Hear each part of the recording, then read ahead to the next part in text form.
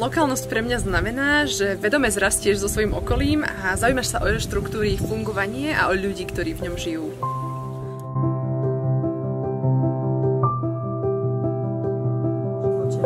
Je to tá snaha, presne ako som spomenula, zrásť s mojim okolím, s mojim mestom a aby som ja ako prisťahovalec momentálne bola prínosom pre to mesto.